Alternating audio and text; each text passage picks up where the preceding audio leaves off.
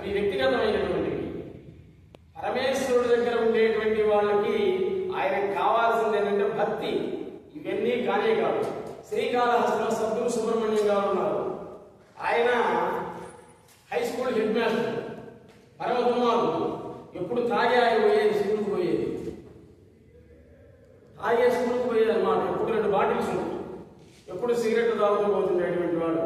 MEO DEO చెప్పారు ఆయనతోటి, అయా సుబ్రహ్మణ్యం నీ ఉద్యోగం పోతుంది, తీసేస్తానని చెప్పాడు.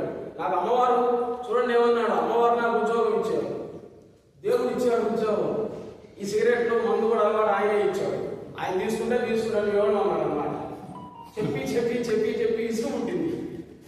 ఎడ్యుకేషన్ మినిస్టర్ దగ్గర నుంచి వచ్చాయి ఆర్డర్స్. అయినా కానీ మన వాడు ఏం వెళ్ళా. ఆయన గొప్పతనం ఏంటో తెలుసా, ఆయన వచ్చేటువంటి జీతంలో సగం జీతం పావురాలకి గింజలు వేస్తున్నాడు.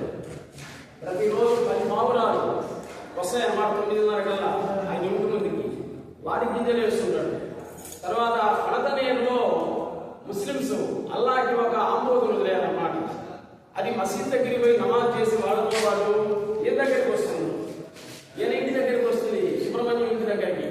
దానికి నేనేం చేస్తానో తెలుసా, మాంసంలో మందు కలిపి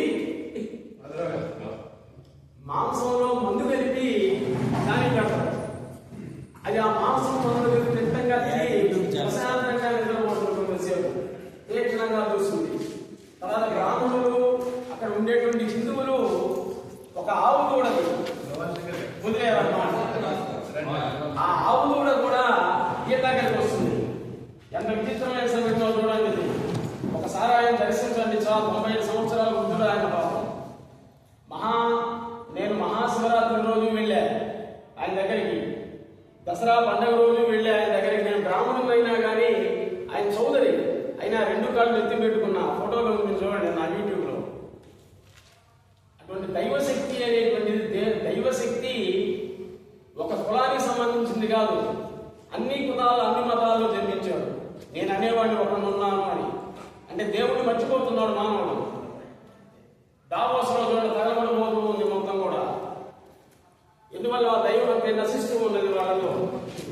కాబట్టి ఏంటంటే తర్వాత ఆయన ఏం చేసి ఆయనకు వచ్చేటువంటి జీతంలో పావురాలకి, ఆ ఆంబోతికి, ఈ ఆవు దూడకి 4 కుక్కలు ఉన్నాయి.